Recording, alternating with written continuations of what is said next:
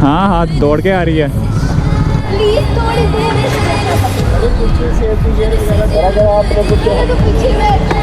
Studio कहाँ पर है?